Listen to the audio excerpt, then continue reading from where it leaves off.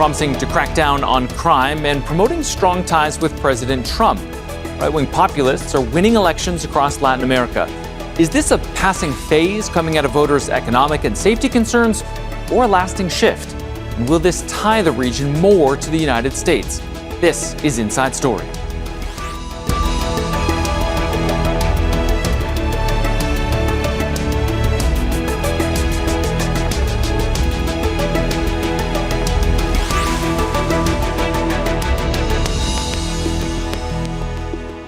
Hey there, I'm Scott McLean. In the past month, right-wing contenders have won presidential elections in Peru and Colombia. They are the latest additions to an expanding slate of conservative leaders who've come to power in Latin America during the past 3 years. They've echoed some of U.S. President Donald Trump's rhetoric on crime and migrants. So is this part of a new conservative regional alliance in the making? And how will the rise of right-wing populism affect Latin America? We'll discuss this with our panel shortly, but first, this report from Joel Evans. A right-wing electoral wave across Latin America. The latest winner is Keiko Fujimori in Peru, the daughter of a controversial former leader. Last month, businessman Abelardo de la Espriella was elected president in Colombia after a narrow victory. Los colombianos. While in March, Jose Antonio Kast was sworn in as Chile's president. Kast has openly praised Chile's former military leader, Augusto Pinochet. Analysts say high crime rates, inflation, and worries about increasing numbers of migrants appear to be pushing many towards the right. Right-wing populists are promising to crack down on crime. Se acabó. Compromise with crime is over. Those who persist in corruption, terrorism, drug trafficking, extortion, and other forms of violence will face the full capacity of the state and the unbreakable determination of our glorious Colombian public force. I believe that today, in addition to respect for the Constitution and a transparent electoral process, the population is demanding order in the fight against crime. There are armed drug traffickers amongst us who kidnap people. What we're seeing in Chile should concern us, and anyone who offers collaboration will receive it. Other conservatives in Latin America have drawn inspiration from El Salvador, where President Nayib Bukele declared a state of emergency in 2022 to take on the country's powerful gangs. More than 80,000 Salvadorans have been detained since then, without trial. But crime rates have dropped drastically in what was once one of the world's most violent countries.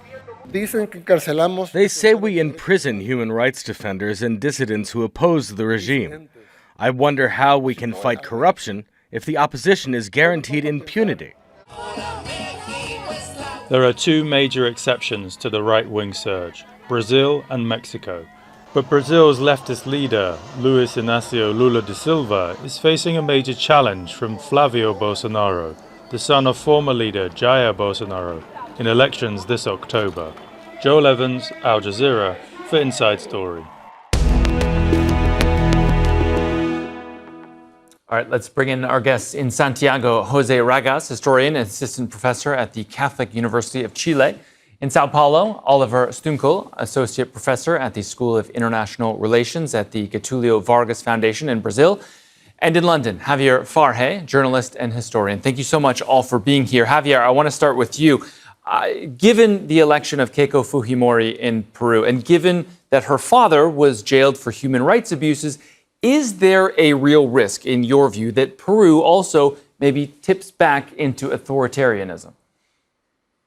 Well, we have already seen the way she behaves because she's been using her party in the last government to pass laws of impunity against members of the armed forces and members of the police who repressed violently demonstrations during the government of Dina Boluarte. They've been given immunity, some people call it impunity, because they will not be prosecuted, and some members of the former constitutional tribunal fear that her government will abandon or leave the interim American Court of Human Rights, which monitors the human rights in the whole of the Latin American continent. So in that respect, there are signs that she's already done that, and many people accuse her of ruling the country even behind the throne. Now she's actually on the throne, and she might do that. Now she's been trying to use some kind of conciliatory language in relation to what she's planning to do. She called the defeated candidate Roberto Sanchez for a dialogue. He has not accepted that.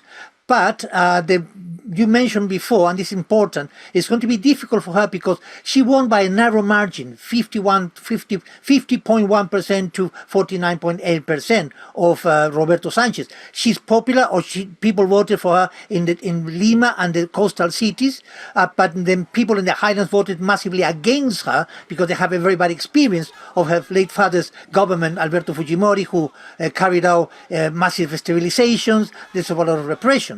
So yes, if we are based on the things that she did before she became even a candidate, she might do that. But she's trying to establish some kind of like conciliatory speech to say that she's going to unify all Peruvians. That's going to be very difficult for her to achieve because the image that she projects is very negative in those sectors which didn't vote for her. This 49.8% of the Peruvian voters. So she will have to work very hard to convince these people that she's changed, that she's not her father, that she's Keiko Fujimori and not the daughter of Alberto Fujimori. But so far, the sign is not particularly good.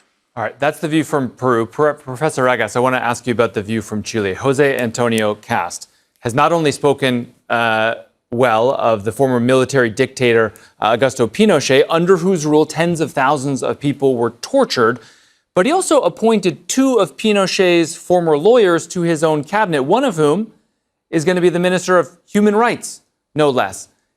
I mean, does that concern you at all? Yeah.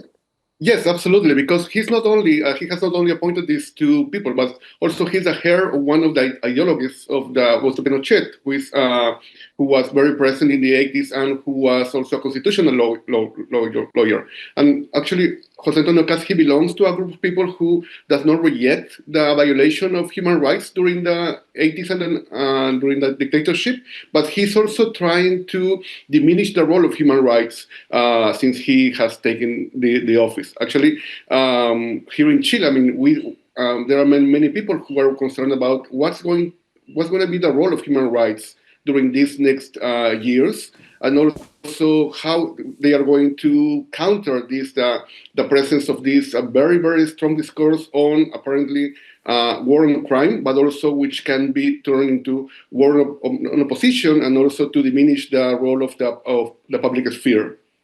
So, Professor Stuenkel, we talked about Peru, we talked about Chile. In Argentina, you've had Javier Milei there, sort of minimizing the impact of the dirty war in the 70s and 80s, when you had thousands of people killed or disappeared by the military dictatorship there.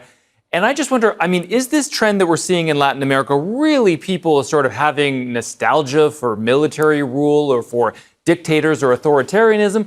Or is this people just having a thirst for some law and order? Scott, I think there are several trends at play. I think certainly there's some structural issues that explain why conservative politicians are successful at this point. Concern about public security is significant. We're sort of now in many countries several decades away from democratization. A lot of the promises made back then have not been fulfilled, despite many successes also. I think it hasn't been a big disappointment across the board, but on some issues, in particular public security, I think there is a broad demand for a more present state, for a more incisive fight against organized crime.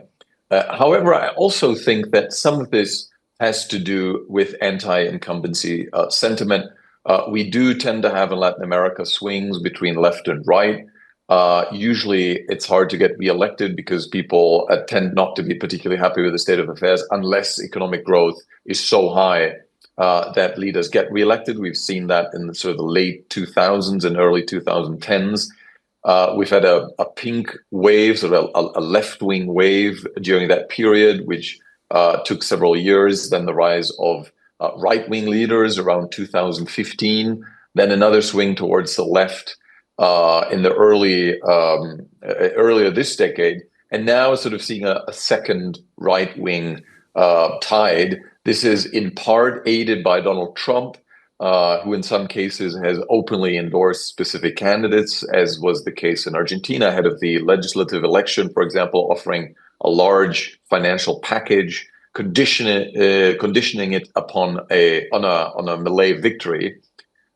So I think it's too early to say that this is a broader structural shift that will persist over various electoral cycles, in part because we're seeing that even right-wing leaders, such as Noboa in Ecuador, are actually struggling to contain the problem of public insecurity and organized crime. Javier, I take your point that maybe this is part of the natural shifting of the pendulum between left and right that happens in any sort of healthy democracy. But Javier, what is the one biggest reason, in your view, why the pendulum is shifting so far toward the right?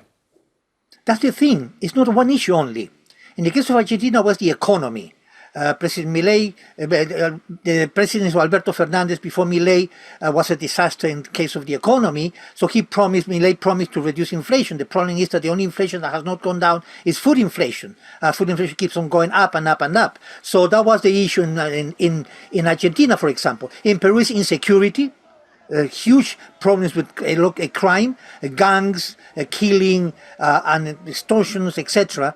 And the case of Chile, it is immigration. In fact, President Kast has used a very, correct me if I'm wrong, Professor Ragas, he's used this strong Trumpian rhetoric against talking about mass deportations and closing the borders, and especially between Peru and Chile. That's the kind of issue that's being in Chile. In the case of Colombia, it's insecurity. Insecurity is very serious. Gangs have been wandering around the country, especially Colombia and Peru, and that's why people voted for them. We have to understand also another element, that many of these far-right people believe that the traditional right, the traditional conservative parties in the region have not done their job properly, and therefore they haven't become the real solution for the problems of inflation, the problem of crime, the problem of immigration. So there are very different factors that influence that, particularly in different countries. And you mentioned Daniel Noboa. Daniel Noboa, the issue was crime. And then Rodrigo Paz in Bolivia, I mean, he considers himself a technocrat. But they are moving towards the far right, towards closer to Trump. So because they are not able to maintain some kind of liberal center politics, and they have to move towards the right. So even those presidents who were not elected as far right presidents and who not define themselves as far right presidents have been moving to the far right. But there are different factors that influence depending on the context of each country in the region. But immigration in Chile, crime in Bolivia, crime in Peru, crime in Colombia, and crime in, for example, in El Salvador. So there are different aspects that get together. We have this result of far-right governments being elected in the region. And I certainly want to ask all of you guys about the influence of the United States, but I just want to stick with crime for a moment, because, of course, so many of these leaders have pledged a real crackdown. And one of the places where we've seen it most effective, you might say, is in El Salvador, where thousands of men have been rounded up by the state, accused of gang membership. It's made El Salvador one of the most dangerous countries, which was one of the most dangerous countries, now one of the most safe countries in the region. But also, of course, inevitably, there are innocent people who've been caught up in the dragnet. But Professor Stuenkel, I mean, is this the trade-off that people are willing to make? Civil rights in exchange for safety, civil rights in exchange for being able to walk down the street safely at night? Well, Bukele certainly has become a talking point among conservatives across the region. Of course, there is a lot of concern because Bukele's rise also came along with a clear trend of the erosion of democracy, the erosion of checks and balances, concentration of power. And as you say, probably a large amount of people who were detained without having any ties to organized crime. So if you say in Brazil were to imprison the vast majority of young men in poor neighborhoods, you'd probably also see a reduction of crime, but the vast majority of these men would be innocently detained. So you'd have a large-scale human rights abuses as a requisite. So I think even Noboa, who most explicitly projects himself as kind of the Ecuadorian version of Bukele, isn't really able to implement this because democratic structures resist in a way that they haven't in El Salvador. It's also important to point out that gangs are much less powerful in El Salvador. It's a small country, and the gangs that the Salvadoran government is battling are no comparison to the international structures that are present in places like Mexico or the rest of South America. So I think a lot of this is sort of a talking point. When it comes sort of to when the rubber hits the road, I think that there would probably in most countries be limited support to actually try to implement something that is similar to what we've seen in El Salvador. And that is precisely what explains the growing discontent with Noboa in Ecuador. It's very unlikely that he'll be able to reduce violence. In fact, the past year in Ecuador under Noboa has been the most violent one in history. So this tough on crime policy doesn't necessarily deal with the structural factors that explain the rise of organized crime. I want to ask you guys about economics as well. And Professor Ragas, undoubtedly this, as you've all described, was certainly part of the calculation for voters. For instance, in Honduras, it seems like many voters wanted to protect their economy from being undercut by Chinese imports. In Bolivia, inflation had reached 25%. In Argentina, they were dealing with hyperinflation when they elected Javier Milei to really rain down on public spending. So I wonder, are the economic woes being experienced by Latin America, is this something that the political right can solve? I'm not really sure about that because, I mean, the right wing has been very effective in promoting, in using this as a topic for the electoral campaigns. But once on the terrain, we have seen that they don't have too much room in order to improve this situation. We are seeing, for example, what happened in Argentina, where the inflation rose up again, and the economic management is very, very bad, and people are showing their discontent with demonstrations. We also seen here in Chile, where there was some economic reforms that were introduced, especially after the war between the U.S. and Iran, when the prices went up, and they couldn't manage that. So I think it's more than the right wing is very more.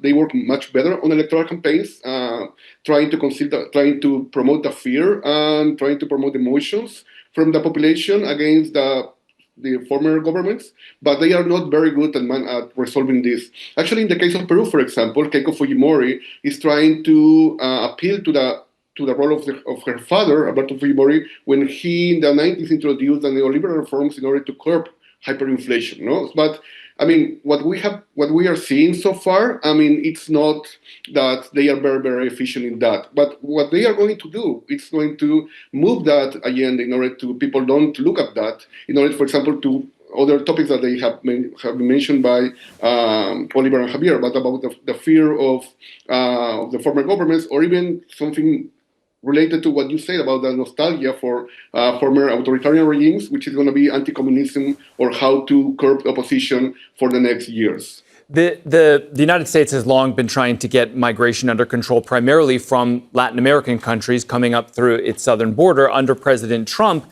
the flow of migrants has really gone from a flood to something more resembling a trickle now. But migration within Latin America is also a big problem. Peruvians in Chile, for example, Venezuelans in Peru. And I wonder, now that the American door appears to be largely shut, is that problem, Javier, going to get worse? Or are these right-wing governments going to be able to seal their own borders and deport people who don't have work authorization there? But the more you have economic problems in the country, the more economic refugees or immigrants you will have. The case of Peru, for example, to Chile, the case of Venezuelans to Colombia. And the harsher the economic measures there are, the more likely people are going to try to find a way to go to the United States. In the case of Argentina, for example, there's a huge levels of poverty in Argentina due to the food inflation, which has been going on for the last 7 years. Furthermore, the rate of delinquency levels, which is the percentage of unpaid debts compared to total debts given to the banks to people, has gone up, and it's affected 6 million people. These middle class people who are middle class might be able to afford to try to go somewhere else, not in the region but in the United States. So depending on how the economy goes in every country, the increase or decrease of migrants will actually happen. So these measures are not helping in limit the immigration for many people who go to neighboring countries, in the case of Peru and Chile, for example. This is a problem that has been going on for a long time. I've been to Chile a couple of times. There's a lot of Peruvians who've been moving there for a long, long time. Suddenly has become a major issue for the new government. So the economic measures of every country will determine how many people will try to emigrate to find a better life somewhere else, and the United States will be the place to go, and they will try to go anyway. So that is a link between immigration and the economy of the countries where the immigrants come from and when they go to. Professor Stuenkel, you've written about U.S.-Latin American relations, and one of the arguments that you've made, and you'll correct me if I'm mischaracterizing this, but you've said that right now the U.S. isn't rewarding loyalty to the United States among these Latin American leaders. It's rewarding performative loyalty to President Trump. And I wonder, why is it that the U.S. isn't using its influence to get these countries actually on board with the American program and what their long-term strategic goals are? I think there are two groups in the White House or in the Trump administration. One that views Latin America through an ideological lens. And that group believes that President Trump should support candidates who are ideologically aligned, and that the goal should be to perpetuate right-wing leadership that is aligned ideologically to Trump in Latin America. Another group says the goal of the United States actually should be that, irrespective of the ideological orientation of Latin American leaders, the United States should be the prime partner, and that this is necessary to contain China. But those two strategies are obviously contradictory, because if the United States is only supportive of right-wing leaders and the ideological pendulum inevitably swinging back and forth in Latin America, then you have a reset of the bilateral relationship to the United States every time there's an election. If the United States signals that it prefers right-wing to left-wing leaders, then that will insert an automatic instability in the bilateral relationships between Latin American countries and the United States. And I think that a lot of leaders, conservative leaders in Latin America, have actually used that and have signaled loyalty, personal loyalty to Trump, while actually continuing to deepen their ties to China. We've seen that in Argentina, for example, where Milei has sort of projected himself as being very pro-MAGA. But if you look at trade with Argentina, if you look at big investments, it's actually, you have China consolidating its presence. The same happened under Jair Bolsonaro in Brazil, who was sort of the most pro-Trump or most pro-American president in Brazil's history, but trade with China only increased. So I think a lot of the pressure and the sort of partisan interventionism we're seeing from Washington actually has the capacity to sway elections. I think it probably pushed Asfura in Honduras over the finish line. It certainly helped Milei. But it doesn't mean that the United States is actually building sustainable influence. And this is not really, in my view, helping contain China at all. Professor Ragas, obviously, as Professor Stuenkel mentioned, President Trump has weighed in on political races in Latin America. He got behind Javier Milei in Argentina. More recently, Abelardo de las Priella in Colombia. Does President Trump's endorsement help or hurt? Well, that's a very good question, actually. And I think that we also have to take into account that it's not only President Trump that is the one major actor in the Latin American elections. I mean, with all the right-wing candidates trying to gain his support, or trying to have a picture with him, or attending the conferences or the rallies that he's promoting. There are also another major actors in Latin America who are the ambassadors, the American ambassadors in each country, who have played a significant role in trying to fighting against even or engaging with some debates with Chinese ambassadors in Latin America as well, but also trying to sway the opinion of people during the election. For example, in the case of Peru, that happened that the U.S. ambassador had an important public appearance in many times, trying to say that it would be much better for the country if they vote for Keiko Fujimori. But also this aligns also because this is not only for the U.S., which is convenient, but also for these right-wing candidates, because they can align with these shields of the Americas, but also trying to promoting this anti-communism and trying to considering that all the opposition or those who oppose to their governments, they are part of the Communist League, or they are considered as terrorists, for example, as it's happening in Peru, and maybe it's happening in other countries. Javier, there are some notable major exceptions in Latin America, and that's Claudia Sheinbaum in Mexico, that's Luis Inácio Lula da Silva in Brazil. Do you think it's just a matter of time before the pendulum swings to the right in those places, or are they doing something fundamentally different that makes them popular on the left that these other countries' left-wing leaders just haven't figured out? They make them popular, but also they make them tolerable. They think that in the case of Mexico, for example, Trump's influence, the influence of the United States is seen by Mexicans as a threat. Therefore, they will try not to vote for somebody who is too close to Trump. That's one thing. In the case of Brazil, Brazil is the biggest economy in Latin America. It's the most influential economy in Latin America, and therefore, and there have been some social programs that President Lula has implemented, which he did implement in his first government, that people have started to welcome, like the protection of indigenous land and climate change. And I wanted to add something which is extremely important: China. Trump wants to neutralize the huge increasing influence of China in Latin American economies. In the case of Argentina, he wants to neutralize the currency swap deal that Argentina has with China to reinforce the local peso, and he promises bailout to Milei on the condition that he starts to diminish the dependency of this currency swap with China. In Peru, for example, you mentioned Peru, our colleague in Chile mentioned Peru. China opened the biggest mega port in Latin America, which is going to enable China to make the trade between China and Latin America more fluent. They want to neutralize that. So China is one of the elements which are in the mind of Donald Trump in terms of what's happening here. And in that respect, Brazil and Mexico dealing with China would help. In the case of Bolivia, for example, they want to question the deal that the government has with the lithium production in Latin America. And Trump has said, look, if you continue talking with China, if you continue dealing with China, we are not going to help you. So China has been a personal obsession with Trump, not without reason, because China's influence in Latin America has been increasing, even with right-wing press. In the case of Milei, for example, he didn't want anything to do with China until he visited China. He talked to them and said, look, hang on a second, that's okay with the Chinese, that we leave them alone to do their job, and nothing is going to happen. All right, gentlemen, I wish we had more time. We'll have to leave it there. It's a fascinating discussion. Our thanks to our guests, Jose Ragas, Oliver Stuenkel, and Javier Farje. And thank you, too, for watching. You can see the program again anytime by visiting our website, aljazeera.com. And for further discussion, go to our Facebook page. That's facebook.com/AJ Inside Story. You can also join the conversation on X. Our handle is @AJ Inside Story. For now, that's it for me, Scott McLean, and the team here in Doha. Al Jazeera's coverage continues in just a moment. Don't go away.